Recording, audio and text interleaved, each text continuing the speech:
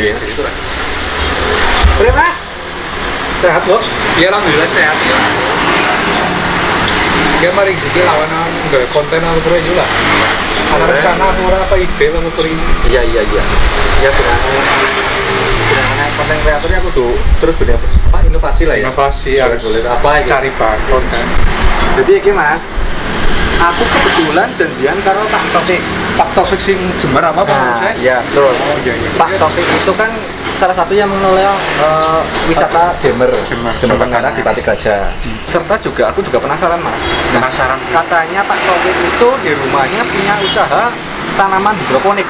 Oh iya. Ya, jadi kan penasaran pengen belajar juga seperti apa sih tanaman-tanaman yang dalam model hidroponik tersebut, cara membangunnya bagaimana, merawatnya bagaimana.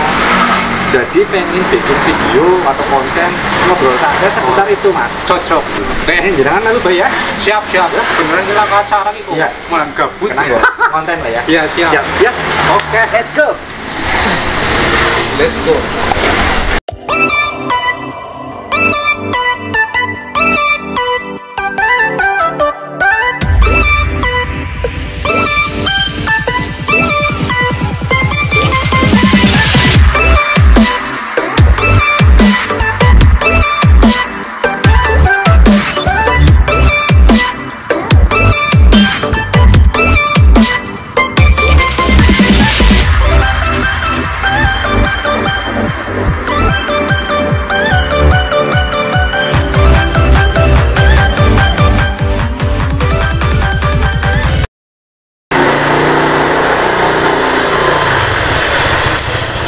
Oke guys, ikuti terus perjalanan kita hari ini dan semoga video kita bisa menginspirasi dan juga menghibur kalian semua.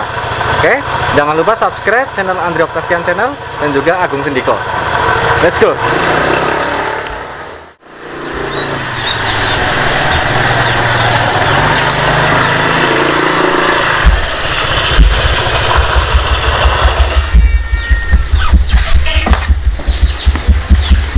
Nah, Mas Agung, ini dalamnya kediamannya Pak Taufik. Nah, jadi kita mau sinau kali Pak Taufik tentang usaha-usahanya beliau lah, terutama tentang usaha yang baru saja beliau kerjakan, yaitu tanaman hidroponik. Ayo Mas. Siap. Assalamualaikum. Pak Taufik. Waalaikumsalam. Punten niki. Iya, ngerti Pak. Ini bareng rencangnya kula Mas Agung. Iya. Upload channel. Lagi santai Pak Taufik. Lagi santai Mas. Iya. Ya, jadi gini Pak Taufik. Ya. Ini kan saya bareng Mas Agung, selain juga pengen silaturahmi ke dalamnya Pak Taufik, kita juga pengen belajar lah sama Pak Taufik. Tapi sebelumnya ini ngapunten ini mengganggu waktunya Pak Taufik ya Pak? Enggak. Nah, ini ngapunten kalau ini kan kita tahu lagi masa-masa pandemi ya Pak ya, lagi masa pandemi, apalagi ditambah PPKM ya. Nah, ini ngapunten nih, ini berarti kan dengan kondisi seperti ini gimana Pak mempengaruhi kerjaan atau usahanya Pak Taufik nggak lagi masa-masa seperti ini Pak?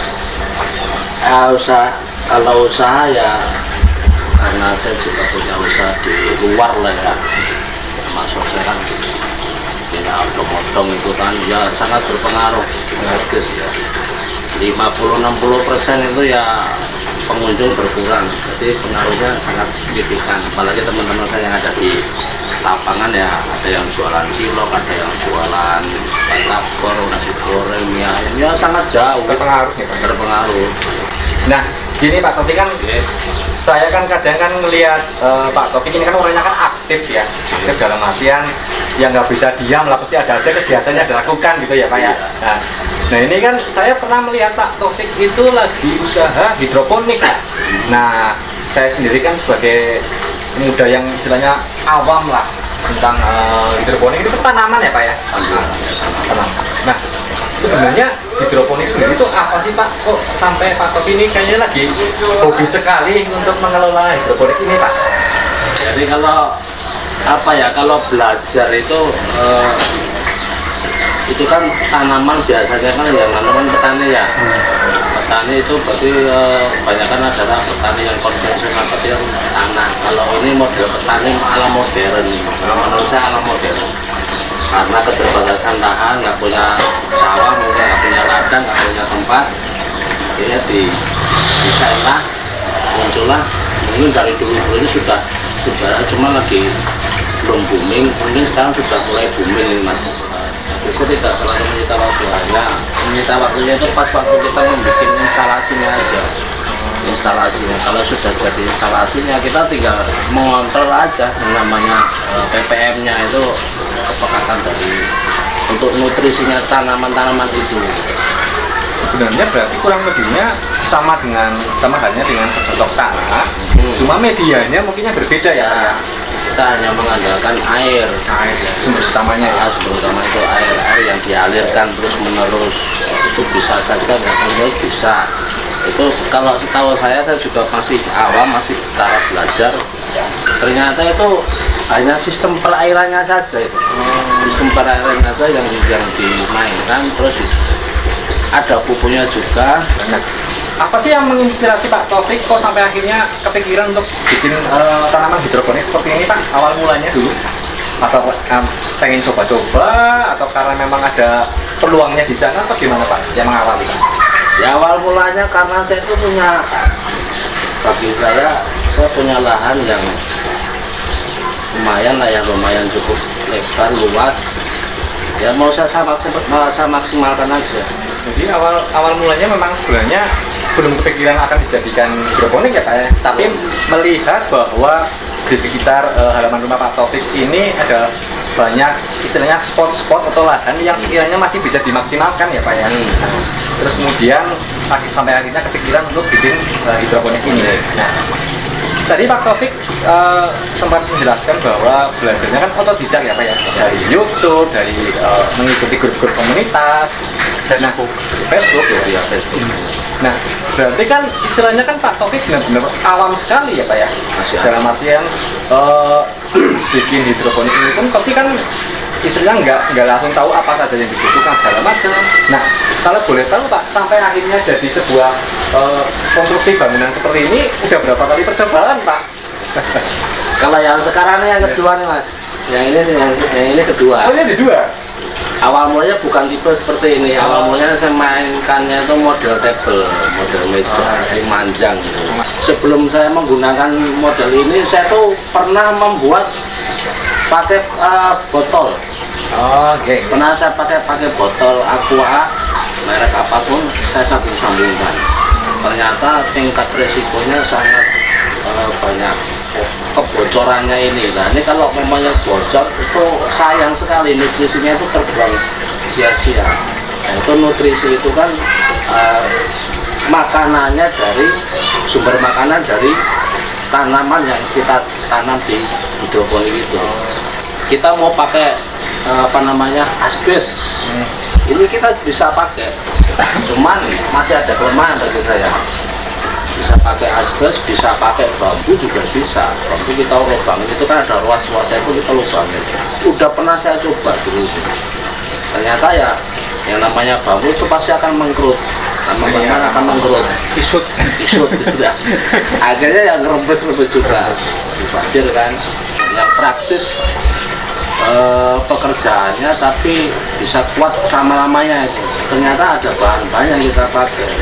Saya menggunakan baja ringan itu untuk penopangnya gitu. Untuk penopangnya.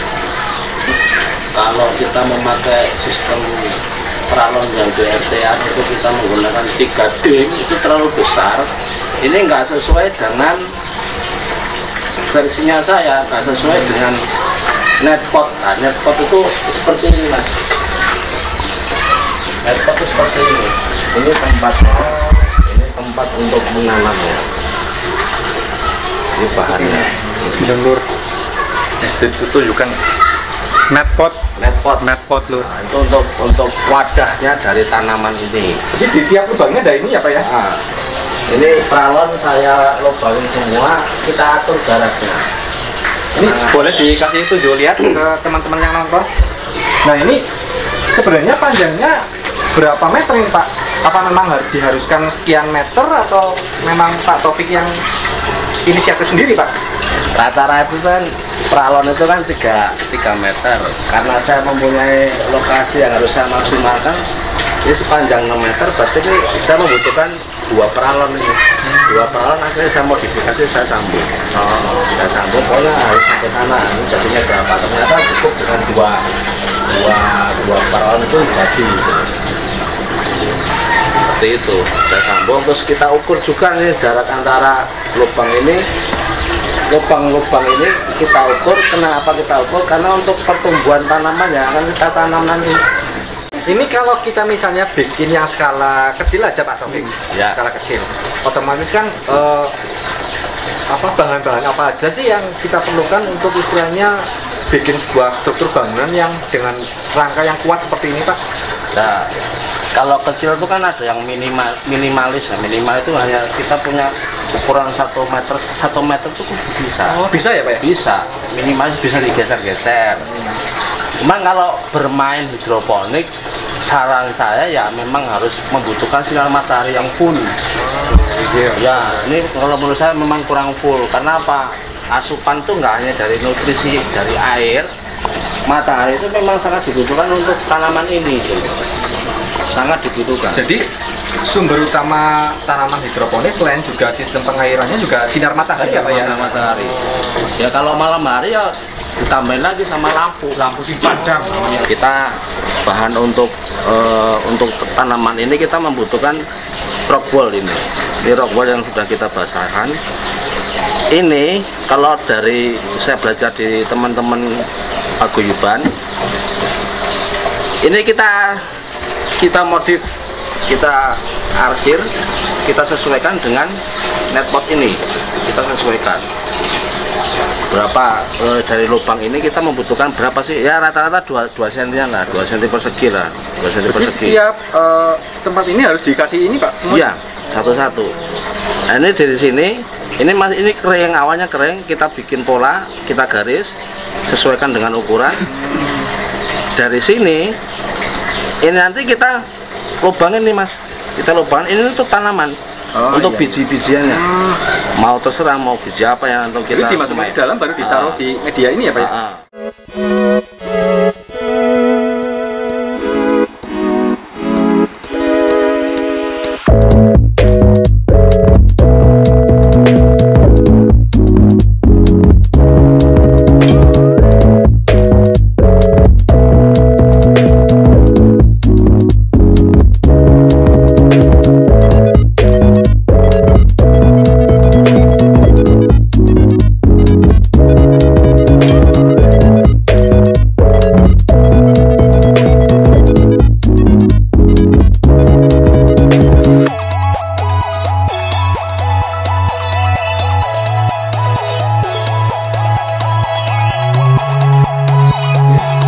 Mas Agung mau ada yang ditanyakan ke Pak Taufik seputar hidroponik monggo ya?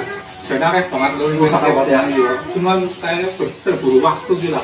Jadi Pak Taufik sendiri kan harus menjelaskan kabeh tentang dari A sampai Z lainnya. Aku kan nggak kira-kira anak peluang bisnisnya baru dia Pak Taufik. Loh, cara aku sih nggak bersama mungkin pengen bisnis nang rumah. Kira-kira gue peluangnya main apa dulu? Gede banget peluangnya. Kenapa? Pertama gini ya, petani sekarang bermainnya kan di konvensional kan. Bocah sekarang itu kan kalau untuk macul kan kadang-kadang susah gengsi. Nah, peluang bisnisnya kan kalau betapa lagi kan sayur mayur yang kita mainkan. Kebutuhan kita untuk warga juga sangat besar bagi saya. Ini bisa untuk prospek bisnis dari anak-anak zaman sekarang. Tinggal keurutannya, terus tinggal channelnya, relasinya, pembuangannya, dan itu aja. Perawatan hanya pengecekan air Mas. Pengecekan air ya? Pengecekan air, terus setelah panen. Kalau setelah panen, ini yang namanya ini ya. Ini dalamnya ini kan masih kan tumbuh lumut. Kotor segala macam ya. Ini kita harus bersihkan ya. Bersihkan. Apa pakai kain, apa pakai sekat harus bersih semua. Ini untuk apa? Kalau pemainnya timbul lumut ya, harusnya nutrisinya ini untuk tanaman kan malah kayak sama lumut. Oh betul. Itu perawatannya sih kalau sebetulnya kita nggak usah ngarul, kita hanya ngecek dari air, airnya berapa, udah selesai. Karena sistem pengairan dan pembersihan itu yang faktor utama juga ya. Cuma itu. Kalau dari segi harga jualnya itu sampai berapa itu Pak per kilonya itu? Tergantung ya, tergantung tanaman, terus tergantung permintaan juga di pasar berapa ya. Kalau kemarin waktu aku main pertama ya, saya main Foxnya itu ada satu temen saya yang pengepul berani 1 kilo dia itu 15.000. 15 Kung dikali 100 berapa itu? Oke, ya 15.000 itu paling kita cuma diambil berapa nepot nih ya, berapa lubang ini ya. Ini contohnya mamanya udah jadi nih tanaman kita nih, ini Foxnya mama ya. Paling 1 kilo itu saya cuma diambil 8 lubang. 1 kilo itu udah masih 5, kalau bagus ya 5 lubang. Nah ini saya punya berapa lubang dalam satu ini ya. Ya, satu lanjar ini berapa nih? Saya hitung ini sekitar 52 lubang. Ini 2 peralon ini mas aku. 2 peralon saya bikin jarak 15 cm. Jadi lumayan besar ya Pak ya? Lumayan. Untuk bisnisnya. Iya. Oke, kalau gitu terima kasih sekali lagi Pak Taufik, sudah istilahnya kita juga dapat ilmu baru, manfaat baru, dan semoga ini juga teman-teman yang menonton bisa menginspirasi terutama anak-anak muda sekecil apapun itu, nggak usah yang jauh-jauh, bahkan di ruang lingkup sekitar kita pun bisa kita jadikan usaha dan punya peluang bisnis yang lumayan ya Pak ya. Lumayan. Terus sekali lagi terima kasih Pak Taufik atas waktunya. Semoga kita semua juga selalu diberikan kesehatan dan juga semoga di masa-masa ini juga kita masih bisa terus bertahan dan juga semoga pandemi juga bisa berakhir ya Pak ya. Amin. Sekali lagi terima kasih. Sekian dari kami guys, terima kasih sudah menonton sampai dengan selesai. Pak Taufik dan saya dari Anggap Kasihan Channel dan juga Mas Agung Sendiko, kami pamit. Assalamualaikum warahmatullahi wabarakatuh. Waalaikumsalam.